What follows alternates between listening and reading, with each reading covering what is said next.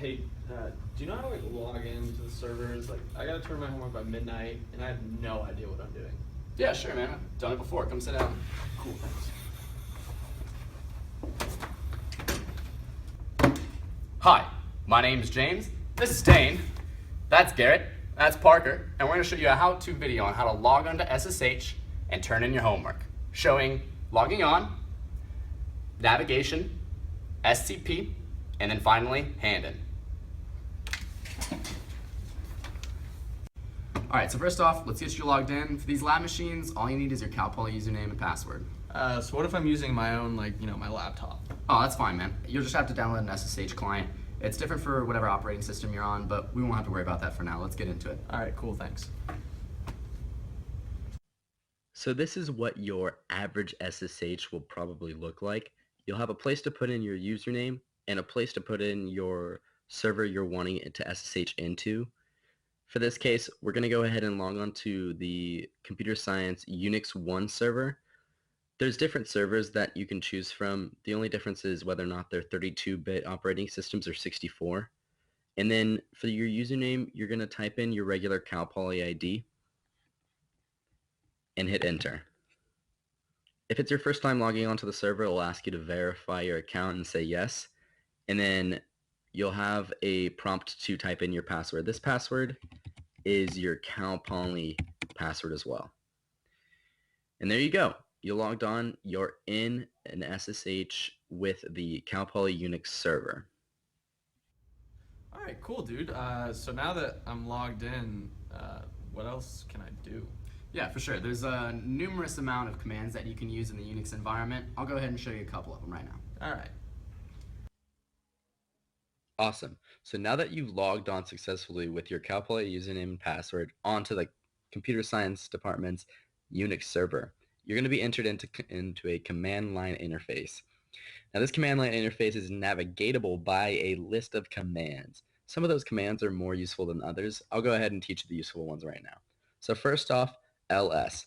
ls lists all of the directories, or commonly known as folders, and files in your current directory. You're able to see your current directory by hitting the pwd command. Another common thing is changing directories, which is the cd command followed by whatever directory you want to enter. When you cd into a new directory in pwd, you'll notice the change. Another thing to note, it's kind of common among all Unix systems to have a parent directory and a current directory listed as ... and ... is the parent, ... is the current. So you can traverse these directories using those dots. Another thing is you making your own directory, which is the mkdir command, followed by the name of the new directory you want to make. You can then list to denote the new change, and then cd into the new directory. All right, wow, cool. So my homework's still on my laptop. How do I get it, to be able to turn it in on the servers or whatever? Yeah, sure, not a problem. That's really simple. It's one easy command, SCP. I'll show you how. Right. So you have the file on your local machine, and you need to get it onto the Unix server so that you can use the Handin. Easy. Using the SCP command, Secure Copy Protocol. The SCP command is slightly different than a lot of other commands because there's a lot of different ways you can run it. So I'd recommend checking out an internet web page, noting the different ways you can use Secure Copy.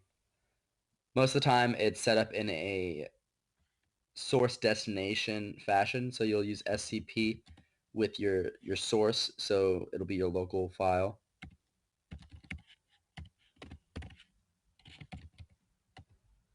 And then you'll just simply log in your SSH.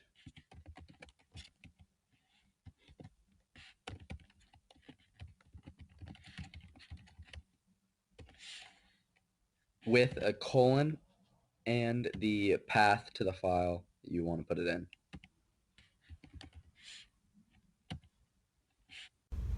All right, dude, so it's almost midnight, and my professor told me, hand it in by midnight on Thursday. Do I just print it out and hand it to him, or what do I do? Yeah, don't worry, actually, it's a pretty common misconception. Handin is actually a program ran on all the Unix servers where you type in your professor and then the programs that you want to turn in, and it sends it off for you and checks it off for you. I'll go ahead and show you that now. All right, cool. So each professor has their own hand-in folder, so to speak, and when using the hand-in command, you need to specify which professor. Usually, if it's their Cal Poly ID, it's something like C Staley or C Lupo, but if you don't know, check your homework sheet. Usually on homework sheets, they have it posted at the very bottom, hand-in instructions as noted in mine, where you can just copy and paste the entire line and then put that into your prompt. If you're not lucky enough to have that, just ask them in lab, and it'll be easy enough to figure out.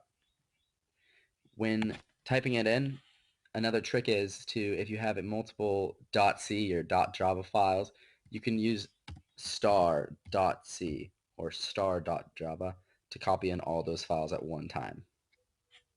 All right, dude. So it says, I'm 100% turned in, submitted my work, whatever. I handed it in. Yeah. Homework is done. Thanks so much. I really appreciate it. No problem, I'm glad I could help. I remember the first time I messed around in the Linux environment, I had no idea what I was doing, but with people like me helping you out, I'm glad we can get it all set up. But, there are a couple of things I didn't quite show you. I'd recommend going on the internet, checking out some resources on Linux commands, and then playing around with it. Thank you for joining us today on how to use SSH and how to hand in your files via the hand-in command. I hope you learned a lot on how to download SSH as well as log on to the Unix servers, as well as navigation using the ls, cd, and makedir command, using SCP to get a file from your home computer onto your lab machine, as well as using the hand-in function on the Unix servers. Thank you.